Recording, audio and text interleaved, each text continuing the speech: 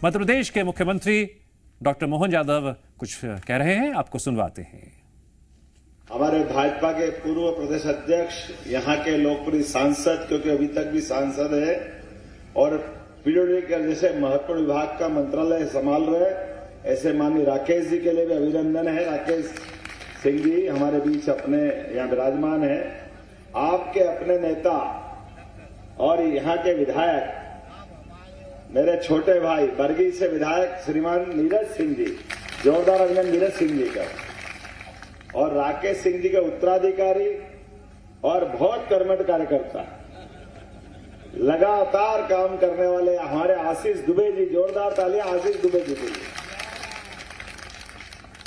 भाजपा के जिला अध्यक्ष रानू तिवारी जी, जोरदार अभिनंदन रानू भाई के लिए भी, लगातार काम करते हैं।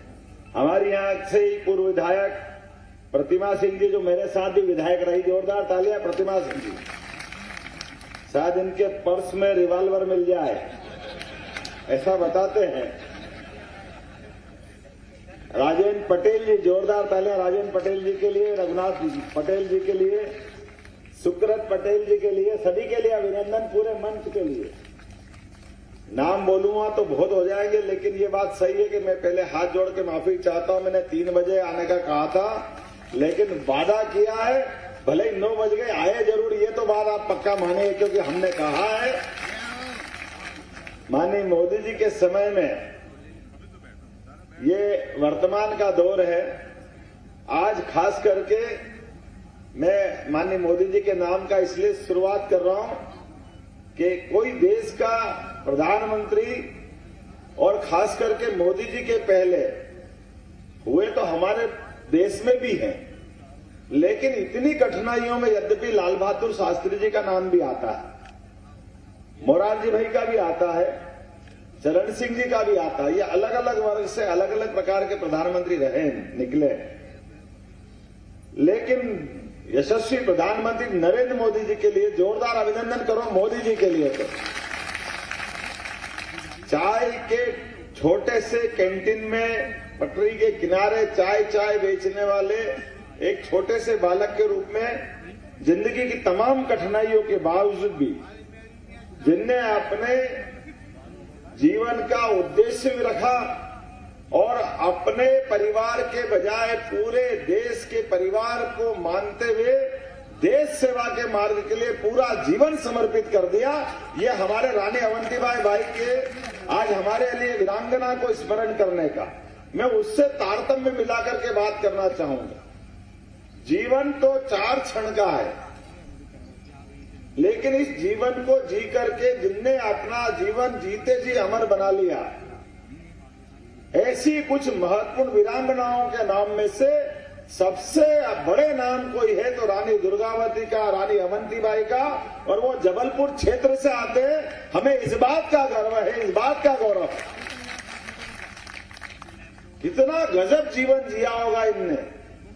एक टकराई मुगलों के सरताज, सबसे बड़ा नाम, यद्यपि नाम तो बहुत सारे हैं, लेकिन मुगल शासन काल में सबसे बड़ा नाम अकबर का है, जो अकबर के आगे नहीं झुकी, पूरा जीवन अपने लिए लड़ती रही, उत्साह उमंग के साथ। पूरा देश देख रहा था, सबको गुलाम बनाया, लेकिन जबलपुर का क्षेत्र उनके हाथ में नहीं आया, इसलिए जबलपुर के प्रति मेरा विशेष स्नेह। ये हमारा पूरा क्षेत्र सदैव स्वाधीनता के लिए, स्वतंत्रता के लिए, देशभक्ति के लिए, सनातन संस्कृति के लिए मां रेवा के आशीर्वाद से सदैव दुनिया के सामने आदर्श उत्पन्न करता आया। मुझे इस बात की अपने आप में अंदर से भी खुशी है और एहसास भी है। मैं जिस वंश के सामने बात कर रहा हूं, रानी अवंतीबाई की बात कर रहे हैं, तो लोधी समाज के समय हमको मालूम है कि हमारा वंश के अलावा भी बाकी भी सारे लोग बैठे हैं, और हम तो इस बात को मानते ही हैं। हमारे खास करके इस देश में राष्ट्रभक्ति और राम भक्ति की लहर जहां से आती है, वो हमारा ये प्रमुख वंश है, जिसके माध्यम से दुनिया इससे पहचान पाती है। और खास करके वीरों की, वीरांगनाओं की बड़ी बड़ी बात करते हैं, अपनी जगह ठीक है, लेकिन इस वंश के ही लोग आज भगवान राम का मंदिर जहां बना है, उस मंदिर के बनने में ढांचा के समय जो हमारे अपने मुख्यमंत्री के सहित उत्तर प्रदेश सरकार को कुर्बान कर देने वाले कल्याण सिंह जी भी हमारे ही वंश से आते थे, हम सब जानते हैं। आज ये जो हमारे सामने चित्र बना है, वो चित्र में दो नेताओं का नाम, एक ने अपने कर्मों से अपनी व्यवस्थाओं को सुशासन बनाते हुए उत्तर प्रदेश जैसे बड़े राज्य को नियंत्रण में रखते हुए, लेकिन घटना के आधार पर अपनी जिम्मेदारी लेते हुए सरकार के मामले में भगवान राम से बढ़ के कुछ नहीं हुआ, यह उत्कृष्ट उदाहरण उन्होंने दिया। और भगवान राम के आंदोलन का नेतृत्व करने वाली हमारी नेत्री साध्वी उमा भारती जी को कौन भूल सकता है। जोरदार तालियां बजाए उमा भारती जी के लिए, जिनके मुखारविंद से हम सब जैसे उस समय के दौर को याद करें। कई बच्चों को तो मालूम नहीं होगा, लेकिन उस समय के उनकी सभाओं का दौर, उस समय का वातावरण, उमा जी का उस समय का किया गया काम, मुझे इस बात को कहने में कोई गुरेज नहीं है कि अगर हमारी भाजपा की 2003 में भी सरकार बनी तो सबसे बड़ा योगदान था तो उमा भारती जी का था। हम उस बात को स्मरण करना चाहेंगे। ऐसे नेताओं के कारण से भी जो एक हमारे अपने उस पूरी लंबी परंपरा जिस आधार पर अपने देश का नाम, प्रदेश का नाम एक अलग प्रकार से लिखा जा रहा है, वो इबारत ऐसी लिखी गई जिसके कारण से हो सकता है मैं थोड़ा सा ज्यादती कर रहा हूं। जो सामाजिक मंच है, राजनीतिक बात को करने से बचना चाहिए, लेकिन अगर आपने छूट दिए और आपने प्रेम लुटाया है तो थोड़ी सी बात सुनोगे, किसी को थोड़ी बहुत बुरी लगे तो थोड़ी एक आध चाय पानी पी करके मेरी बात को हल्के से कर लेना, लेकिन जो कहूंगा सत्य कहूंगा, उसमें कोई बाल बराबर भी अंतर नहीं आ सकता। मैं भी इस बात के लिए धन्यवाद देना चाहूंगा, यशस्वी प्रधानमंत्री ने जिस प्रकार से जनता से आह्वान किया और जनता के दिलों में जो मंत्र बैठा, एमपी के मन में मोदी और मोदी के मन में क्या चला था नारा, और वो नारा ऐसा चला मंत्र बन करके। हम तो भगवान महाकाल की नगरी से आने वाले लोग हैं, अपने यहां अमरकंटक से लेके मां रेवा ने पूरे सब तरफ जीवन लुटाया। आज का दौर अगर पूरा मध्य प्रदेश का सरसब्ज है, यहाँ कृषि विकास दर सबसे ज्यादा अगर है तो सबसे बड़ा कारण मां नर्मदा का है। इसलिए प्रेम से बोलो नर्मदे। हम सब उनके आशीर्वाद से इस सनातन संस्कृति को मानने वाले लोग हैं, और इस नाते से अभी मेरे सामने जब मैं भाषण करने आ रहा था तो जो बात बताई कि कोई एक नहर बताई आपने, ये लिफ्ट इरिगेशन का, यद्यपि चुनाव का दौर चालू हो गया है, आचार संहिता की परेशानी है, लेकिन ये तो कोई नहीं कह सकता कि आज नहीं तो चुनाव की खत्म होने की अवधि के बाद कर देंगे। इसमें कौन बात पकड़ेगा, कौन जुबान पकड़ेगा? कोई जुबान पकड़ सकता है क्या? आपने कहा है कि 800-900 करोड़ रुपए लगे, भले 1000 करोड़ भी लगे तो निश्चित रूप से क्षेत्र के लिए कोई कसर बाकी नहीं रही। हमारे किसान मांग क्या रहे हैं? किसान और जवान ये दोनों श्रेणी एक समान है। जवान जान लगा करके सीमाओं पर देश की रक्षा करते हैं, और किसान खेत में खून को पसीना बना करके सबके पेट की आग बुझाने के लिए वो मुस्तैद खड़ा रहता है। ये हमारे लिए गर्व की बात है, और मुझे इस बात को कहने में भी कोई गुरेज नहीं है। आजादी के बाद पहली बार ऐसा हो रहा है जब किसानों को जवान के समान सम्मान की निगाह से देखा गया।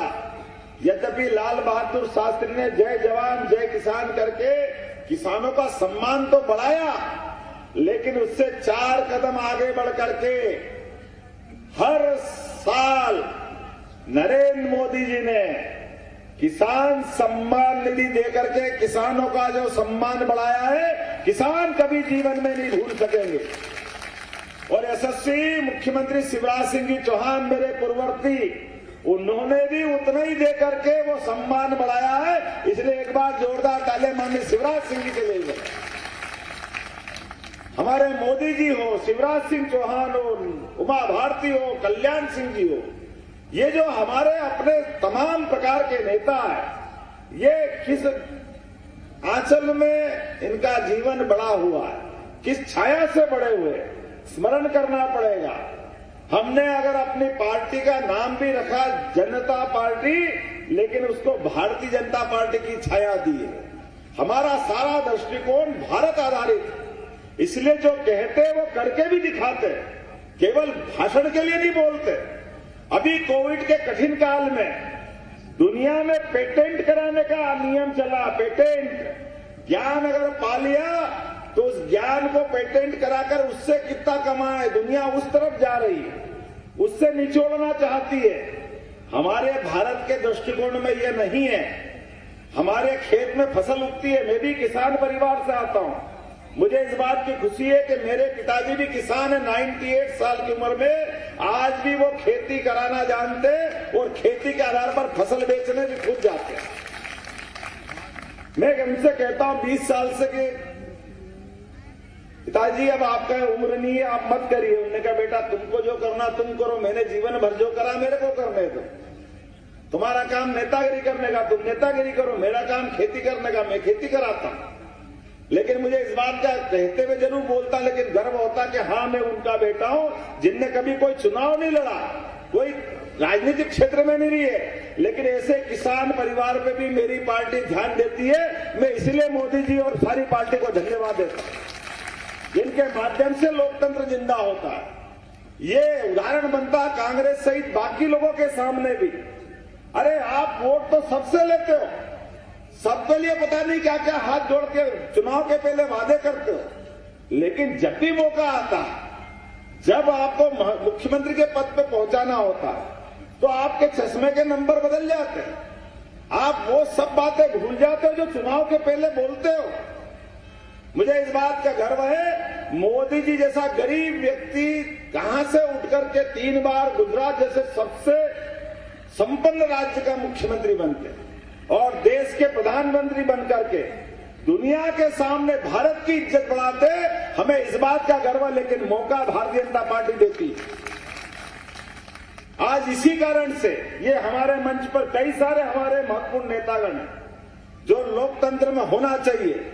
चंद्रशेखर आजाद, भगत सिंह, इन्होंने अपने प्राणों का बलिदान दुनिया के सामने प्रकट करके देश के लोकतंत्र की मांग की थी, और देश के उस लोकतंत्र की मांग को पूरा करने में अगर कोई पार्टी है तो विश्व की सबसे बड़ी पार्टी है भारतीय जनता पार्टी, जो अपने उत्कृष्ट उदाहरण से सबके सामने अपने उम्मीदवार और बाद में ऐसे लोगों को सामने लाती है जिनके माध्यम से अपने आप इस बात का रेखांकित होती है कि वसुधैव कुटुंबकम की बात कौन करेगा, सनातन संस्कृति की बात कौन करेगा, जियो और जीनो दो की बात कौन करेगा। मुझे ध्यान में आता जैसे हमारी सरकार बनी और शपथ हुई, अब हमसे कहा कि कैबिनेट करो और कैबिनेट में कुछ निर्णय अच्छे करो, तो हमने कहा ठीक है करते हैं। तो आप करेंगे तो क्या करेंगे? लोकतंत्र में सुप्रीम कोर्ट तो सबसे बड़ा हमारे लिए न्यायालय है। हमने कहा न्यायालय के माध्यम से एक निर्णय आया था, सुबह सुबह से बहुत सारी आवाज आती थी फालतू, बंद हुई कि नहीं हुई? ताली वाली बजा के बताओ अगर बंद हुई तो। हमने थोड़ी बंद